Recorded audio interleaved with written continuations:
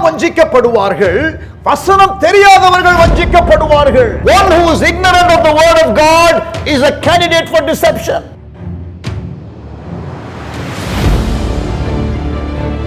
நீங்கள் பாவம் செய்யாமல் இருப்பதற்கு தேவனுடைய வசனம் உங்கள் உள்ளத்திலே இருக்க வேண்டும்.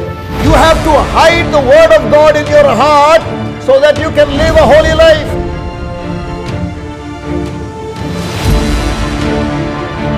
இரவும் பகலும் வசனத்தை தியானிக்கிறவர்கள் செய்வது எல்லாம் வாய்க்கும் என்று வேதம் சொல்லுகிறது. Those who meditate the word day and night, the Bible says they will have success.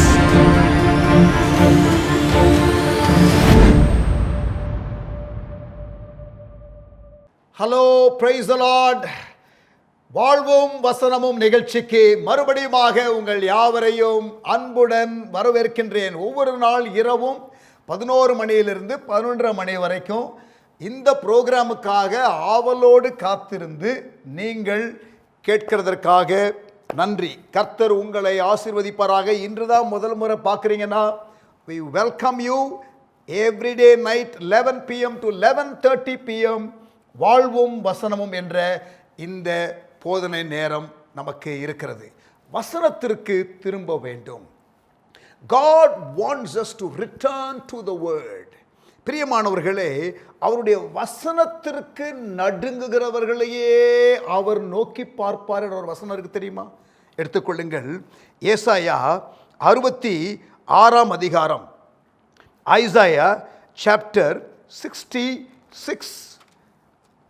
ஏசாயா தீர்க்கதரிசன புஸ்தகம் 66 அதிகாரம் 2ஆம் வசனம், அதிலே உள்ள பின்பகுதி. சிறுமைப்பட்டு ஆவியிலே நொறுங்குண்டு என் வசனத்திற்கு நடுங்குகிறவனையே நோக்கி பார்ப்பேன். என் வசனத்துக்கு நடுங்குகிறவனையே நோக்கி பார்ப்பேன். வசனத்தை வெளிப்பாடாக பிரசங்கிக்கும் பொழுது, ஒரு ஊழியர் வசனத்தை எடுத்து சொல்லும் பொழுது, அந்த வசனத்தை கேட்டு ஐயோ இப்படியா வாழ வேண்டும், நான் இப்படி வாழவில்லையே என்ற ஒரு நிலையை அடைந்து அந்த வசனத்திற்கு முன்பாக நடுங்குகிறவர்களை தேவன் நோக்கி பார்ப்பாராம். திருப்பி வாசிக்கிறேன். Isaiah chapter 66 verse 2 second part.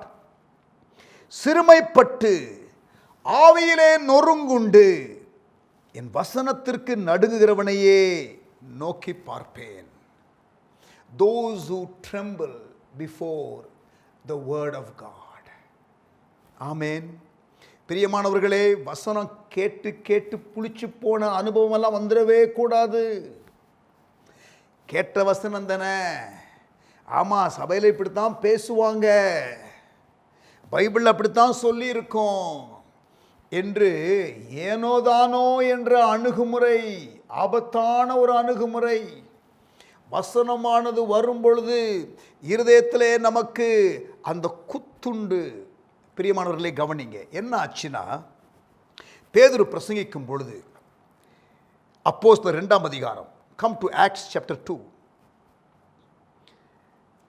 அப்போஸ்தலர் 2ஆம் அதிகாரம் 37ஆம் வசனம்.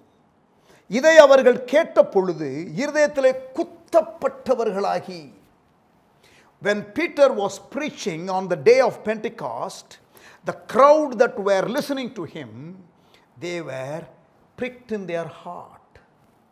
இருதயத்திலே குத்தப்பட்டவர்களாகி வசனத்தை கேட்ட பொழுது அவர்கள் இருதயம் குத்தப்பட்டது. இருதயத்திலே குத்தப்பட்டவர்களாகி பேதுருவையும் மற்ற அப்போஸ்தலரையும் பார்த்து, சகோதரரே நாங்கள் என்ன செய்ய வேண்டும்? What should we do to be saved? They were asking more questions because they wanted to really align themselves to that sermon, that preaching, that message.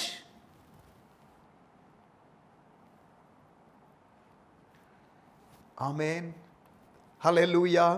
Correction message வந்துச்சுன்னா it should prick your heart. இங்கே அந்த பெந்தேகோஸ்தே அந்த நாளிலே கூடியிருந்த மக்கள் இயேசுவை கிறிஸ்து என்று அறியாதவர்கள். இங்கே பேதுரு பேசும் பொழுது இயேசுவை மேசியாவாக பிரசன்ட் பண்ணுகிறான். It was a correction message. When the correction message comes, அங்கே திருத்தப்பட வேண்டிய காரியங்களை குறித்து ஆவியானவர் பேசும் பொழுது இருதயத்திலே அது குத்தும். It's not condemnation. அது உங்களை நீ வேஸ்ட்டு, நீ உருப்பட மாட்ட, நீ நாசமாக போயிடுவ, உனக்கு தான் தேவையில்லாத காரியத்தில் எதுக்கு ஈடுபடுற, உனக்கு தான் அந்த ஆண்டவருடைய காரியத்தில் உனக்கெல்லாம் அந்த ஸ்டாண்டர்டுக்கெல்லாம் வரவே முடியாது, ஏன் ட்ரை பண்ணுற, அது பிசாசு சொல்கிற காரியம். ஆனால் இதுதான் சரியான ஸ்டாண்டர்டு. நான் அதற்கு கீழே இருக்கிறேனே ஆண்டவரே, நான் அந்த ஸ்டாண்டர்டுக்கு வரணும் என்ற ஒரு உணர்த்துதல் வருகிறதே, அது ஆவியானவர் கொடுக்கிற ஒரு காரியம். இருதயத்திலே அவர்கள் குத்தப்பட்டார்கள். பிரியமானவர்களே, கரெக்ஷன் மெசேஜ் வரும்பொழுது இருதயம் குத்தப்படணும். பாஸ்டர் பேசும்பொழுது அவர் எனக்குனே பேசுகிறார். சில விசுவாசிகள் சொல்லுவாங்க, எனக்குனே பேசுகிறாரு. எம்மா, சகோதரியே, சிஸ்டர், சந்தோஷப்படுங்க. சபையில் 500 பேர் உட்கார்ந்துருக்கும் போது உங்களுக்குன்னு பேசுகிறாரு அந்த தேவ மனுஷன். எவ்வளோ ப்ரிவிலேஜ், எவ்வளோ பாக்கியம். ஆண்டவர் உங்களுக்குன்னு பேசுகிறாரு. ஆமேன். இருதயம் குத்தப்பட்டால் மனம் திரும்பணும். இங்கே பாருங்க, இவங்க மனம் திரும்புகிறாங்க. ஆமாம், நாங்கள் என்ன செய்ய வேண்டும் என்றார்கள். பேதுரு took advantage.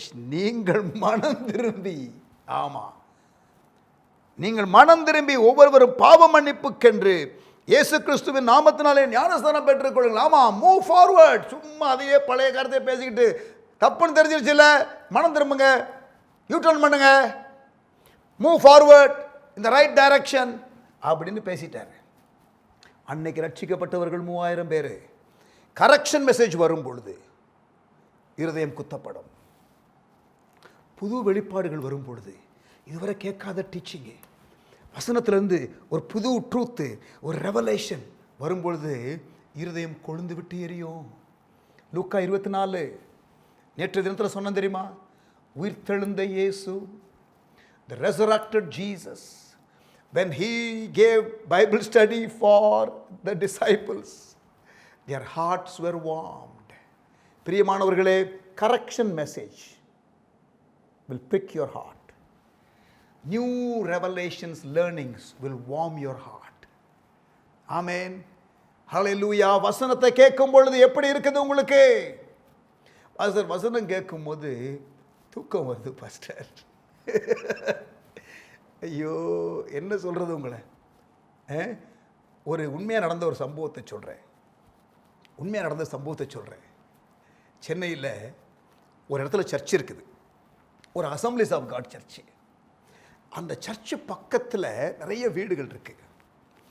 அப்போ அங்கே உள்ள ஒரு பக்கத்தில் ஃப்ளாட்ஸில் இருக்கிற ஒரு நபர் என்ன பண்ணிட்டாரு, கேஸ் போட்டார். நாய்ஸ் பொல்யூஷன் இங்கே ஞாயிற்றுக்கிழமை ஆனால் பயங்கரமாக இல்லை, அவங்க பேசுகிறதெல்லாம் இங்கே ஒரே டிஸ்டர்பன்ஸாக இருக்கிறது என்று கேஸ் போட்டுட்டார். அப்போ பாஸ்டரை அங்கே கோர்ட்டில் அப்பியர் பண்ண சொல்கிறாங்க.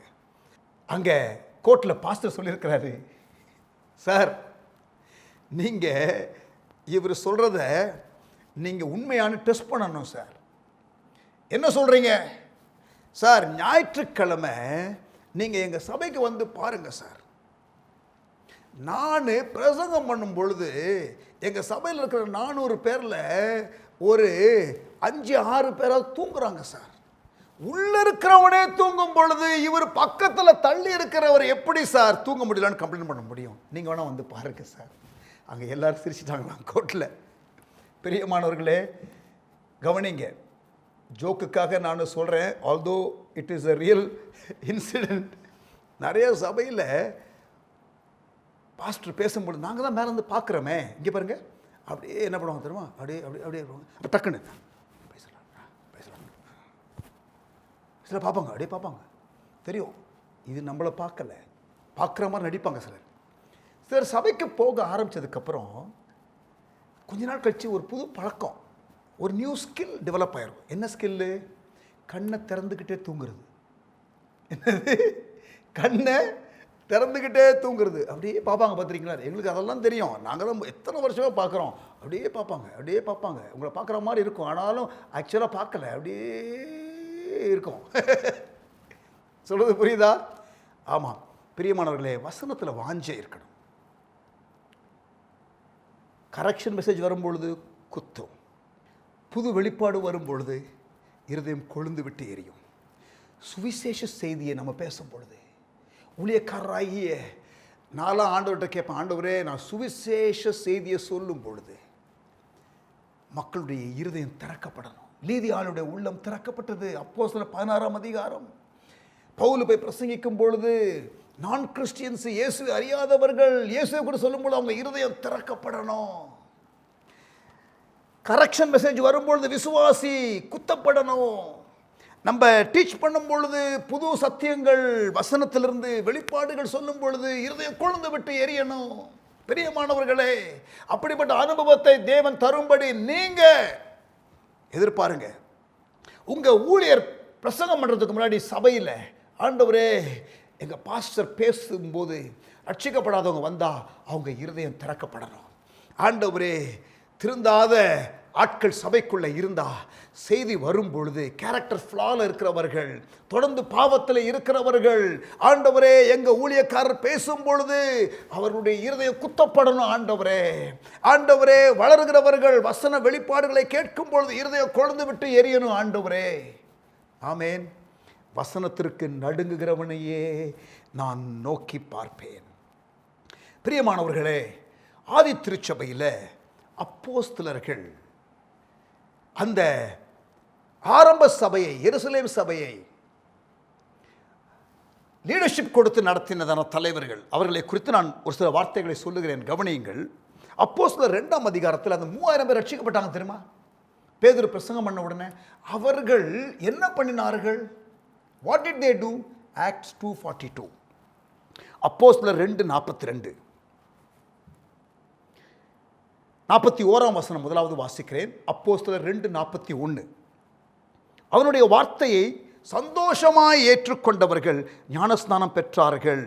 அன்றைய தினம் ஏறக்குறைய 3000 பேர் சேர்த்துக் கொள்ளப்பட்டார்கள். 3000 people got saved and they were baptized. Verse 42. அவர்கள் அந்த 3000 பேர் அப்போஸ்தலருடைய உபதேசத்திலும், apostles doctrine, அந்யோன்யத்திலும், fellowship with one another, ஒருவருக்கொருவர் உறவு, அப்பம் பிட்குதலிலும் கம்யூனியன், ஜெபம் பண்ணுதலிலும் prayer, இந்த 4 காரியத்தில் உறுதியாய் தரித்திருந்தார்கள். They were steadfast in 4 things: the apostles' teaching, communion, fellowship and prayer. Of the 4 things that they were steadfast in, one of the thing was the apostles' teaching. போதனை. பிரியமானவர்களே, சபை முதல்ல பிறந்த உடனே, when the New Testament church was birthed, when the New Testament church was born, they were fed with the word of God. அவர்களுக்கு தேவனுடைய வார்த்தை போதிக்கப்பட்டது. ஆமென். இப்ப சபை வளர்ந்து கொண்டே வருகிறது. The church is continuing to grow. வளரும் பொழுது என்ன ஆகிறது? சபை வளரும் பொழுது நிறைய திட்டங்கள், அங்கே விதவைகளை விசாரிக்கிற ப்ரோக்ராம்ஸு, இல்லை விடோ கேர் ப்ரோக்ராம்ஸு, இப்படிலாம் நிறைய காரியங்கள் இருக்கிறது. அப்போஸ்தலர் 6ஆம் அதிகாரத்திற்கு வரும்பொழுது the church has now really grown. ஊழியக்காரர்கள் பல அட்மினிஸ்ட்ரேட்டிவ் காரியத்தில் ஈடுபட வேண்டிய சூழ்நிலை. ஒரு தீர்மானம் எடுக்கிறார்கள், கவனிங்க. They take a decision. அங்கே சீஷர்கள் பெருகி இருந்தார்கள், டீச்சிங் இருந்ததுனால டிசைபிள்ஸ் இருந்தாங்க. அப்போஸ்தலர் 6:1, அந்நாட்களிலே சீஷர்கள் பெருகின போது அங்கே கொஞ்சம் முறுமுறுப்பு ஏற்பட்டது. எதனாலே? Administration problem. சரியா? இப்போ அட்மினிஸ்ட்ரேஷனில் போய் தங்களை இன்னும் அதிகமாக ஈடுபடுத்தி கொள்ளாமல் அப்போஸ்தலர்கள் என்ன செய்கிறார்கள்? ஒரு ஞானமான காரியத்தை செய்கிறார்கள். அப்பொழுது verse 2, Acts chapter 6 verse 2. பன்னிருவரும், the 12 disciples, சீஷர் கூட்டத்தை வரவழைத்து, நாங்கள், கவனிங்க, நாங்கள் தேவ வசனத்தை போதியாமல் பந்தி விசாரணை செய்வது தகுதி அல்ல. We should not be entangled in the day-to-day administrative matters. We should be focusing on teaching the word. வசனத்தை போதிக்கிற காரியத்திலே நாங்கள் கவனமாய் இருக்க வேண்டும். நாங்கள் தேவ வசனத்தை போதியாமல் பந்தி விசாரணை செய்வது தகுதி அல்ல. ஆதலால் சகோதரரே, பரிசுத்த ஆவியும் ஞானமும் நிறைந்து நற்சாட்சி பெற்றிருக்கிற 7 பேரை உங்கள் தெரிந்து கொள்ளுங்கள். அவர்களை இந்த வேலைக்காக ஏற்படுத்துவோம். Let us create another layer of leadership to look into administrative matters. பிரசங்கம் பண்ணுகிறதோ போதிக்கிறதோ தடைப்படக்கூடாது. சபையில் டீச்சிங் பிரீச்சிங் அஃபெக்ட் ஆகக்கூடாது. ஊழியத்தில் போதிக்கிறவர்கள் மற்ற காரியத்தில் சிக்கிக்கொள்ளக்கூடாது. பாருங்க, the prioritization was perfect. 4ஆம் வசனம் பாருங்க. நாங்களோ யாரு? இந்த 12 அப்போஸ்தலர்கள் ஜெபம் பண்ணுகிறதிலும் வேத வசனத்தை போதிக்கிற ஊழியத்திலும் இடைவிடாமல் தரித்திருப்போம். People of God, listen. சபை ஊழியர்கள் நாங்கள் பிரத்யேகமாக நாங்கள் செய்ய வேண்டிய காரியம் என்ன தெரியுமா? பிரத்யேகமாக நாங்கள் செய்ய வேண்டிய காரியம் என்ன தெரியுமா? ஜெபத்திலும் வேத வாசிப்பு, வேத வசனத்தை போதிக்கிற ஊழியம்.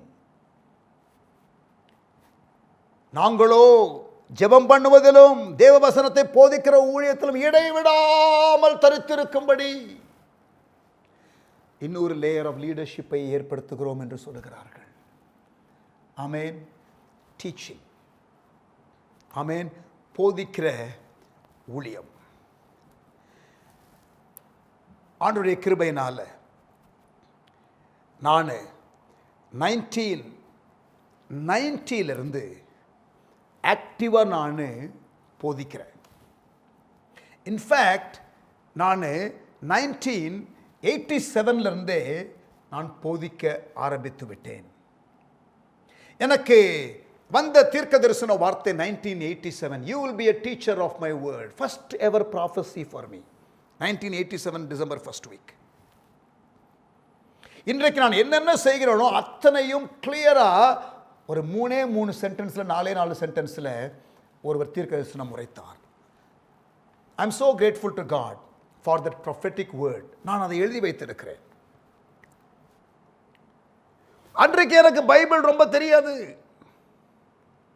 ஆண்டவருடைய கிருபையினால, இன்றைக்கு தேவ கிருபையினால ஏதோ போதித்துக் கொண்டிருக்கிறேன். கர்த்தருடைய கிருபை.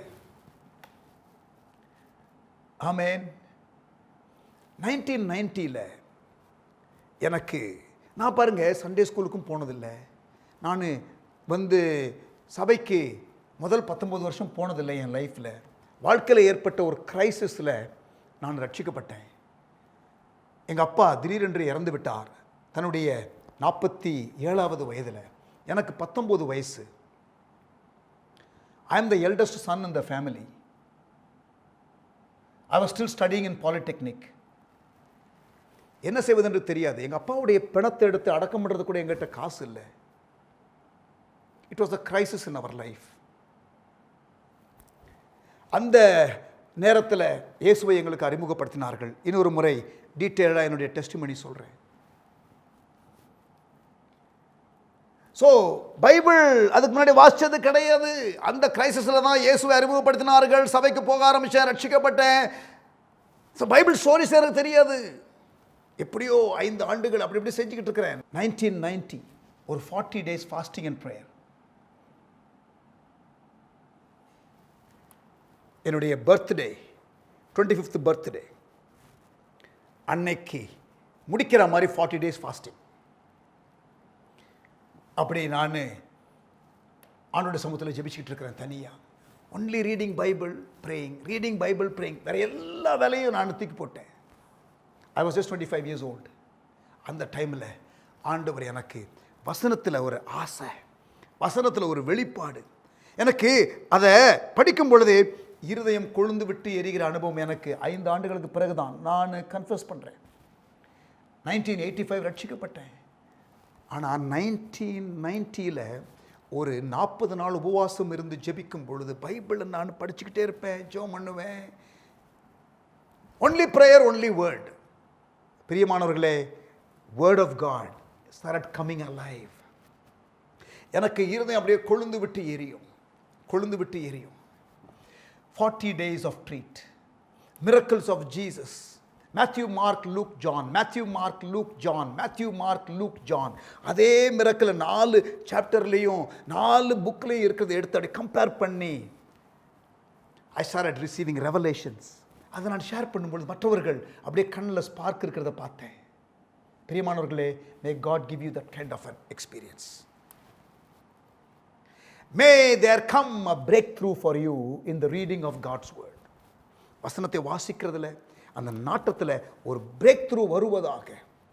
I pray that you will have a breakthrough. Amen. ஏனென்றால் நீங்கள் படிக்கிறமேனு படிச்சிங்கன்னா, டியூட்டிக்காக பைபிளை படிச்சிங்கன்னா, I want to read 2 chapters today.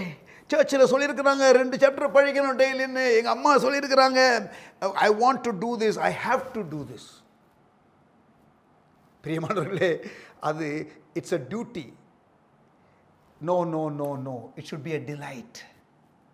Lingering in the presence of God in prayer, worshiping God, reading and meditating the word. It should be a delight. அது உங்களுக்கு ஆசையாயிரணும். எனக்கெல்லாம் ஊழியம் செய்கிறது, பைபிளை வாசிக்கிறது, பிரசங்கம் ரெடி பண்ணுறது, போதிக்கிறது, எனக்கு இது கரும்பு தின்ற மாதிரி. சில இடத்துல பிரசங்கம் பண்ணும்பொழுது பிரசங்கம் பண்ணதுக்கு நம்மளை ஆனர் பண்ணி காணிக்க கொடுத்தாங்கன்னா, என்னடா இது கரும்பு தின்றது கூலி கொடுக்குறாங்க என்று தான் எனக்கெல்லாம் வரும். Amen. I enjoy reading the word. கர்த்தர் உங்களுக்கு அந்த பிரேக் த்ரூவை கொடுப்பாராக. நேரம் முடிந்து விட்டது. என்னுடைய வசனத்திற்கு நடுங்குகிறவனையே நான் நோக்கி பார்ப்பேன். இருதயம் கொழுந்து விட்டு எரியட்டும், இருதயம் குத்தப்படட்டும், இருதயம் திறக்கப்படட்டும், மனது திறக்கப்படட்டும். வசனத்தை வாசிக்கும் பொழுதெல்லாம் இந்த அனுபவங்கள் உண்டாகணும். பிரியமானவர்களே, தகப்பனே, எங்களோடு கூட இன்றைக்கு இந்த வாழ்வும் வசனமும் நிகழ்ச்சியில் இடைப்பட்டீர், பேசினீர். உமக்கு ஸ்தோத்திரம். ஆண்டவரே, மனமார கர்த்தருடைய பிள்ளைகளை நான் வாழ்த்துகிறேன் இயேசுவின் நாமத்தினால. ஆமென். Praise the Lord. பிரியமானவர்களே, நாளைக்கு 50 நாள் உபவாச ஜெபத்தில் மோகன் சி அண்ணன் பேசுகிறார்கள். ஹார்வெஸ்ட் சர்ச் இந்தியா என்ற யூடியூப் சேனலில் 3 மணிலிருந்து 5:30 மணி வரைக்கும் கடைசி 7 நாட்கள். 7 more days, just 7 more days. இந்த 50 நாள் உபவாச ஜெபத்தில் இந்த 7 நாள் சேர்ந்து கொள்கிறீர்களா? இதுவரை இந்த 50 நாள் ஜெபத்தில் நீங்கள் சேராமல் இருந்தால், இணையாமல் இருந்தால், I encourage you to join tomorrow at 3 p.m. Harvest Church India என்ற யூடியூப் சேனலில் நீங்கள் ஜாயின் பண்ணுங்க. மோகன் அண்ணன் நாளைக்கு தேவனுடைய வார்த்தையை கொடுக்கிறார்கள். God bless you. See you again tomorrow at 3 p.m. in our YouTube channel, and tomorrow 11 p.m. in this same program, Valvum Vasanamum. God bless you.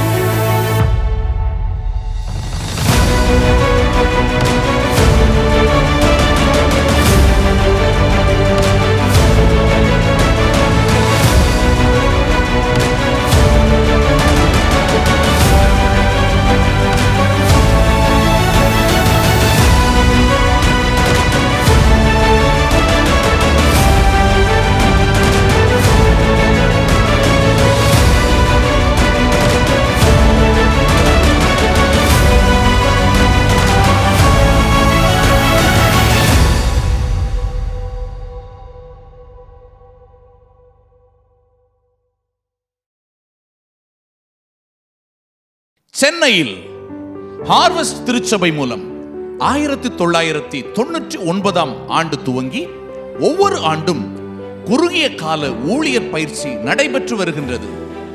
கடந்த 22 ஆண்டுகளாக 1000க்கும் அதிகமான மாணாக்கர் பயின்று இந்தியாவிலும் வெளிநாடுகளிலும் கனி நிறைந்த ஊழியம் செய்து வருகின்றனர். 25க்கும் மேற்பட்ட பாடங்கள் 3 மாத காலத்திற்குள் கற்றுத்தரப்படுகின்றன. இந்த பள்ளியின் சில சிறப்பம்சங்கள்: அனுபவமிக்க ஊழியர்கள் மூலம் போதனை, அச்சடிக்கப்பட்ட போதனை குறிப்புகள் தமிழ் மற்றும் ஆங்கிலத்தில், தரமான வகுப்பறை சூழ்நிலை, இரு பாலரும் தங்கி படிக்கும் ஹாஸ்டல் வசதி,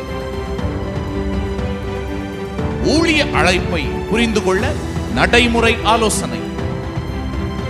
இத்துடன் ஊழிய அழைப்பு உள்ளவர்களுக்கு படித்து முடித்தவுடன் தேவைப்பட்டால் ஊழிய வாய்ப்புகளும் ஏற்படுத்தி தரப்படும்.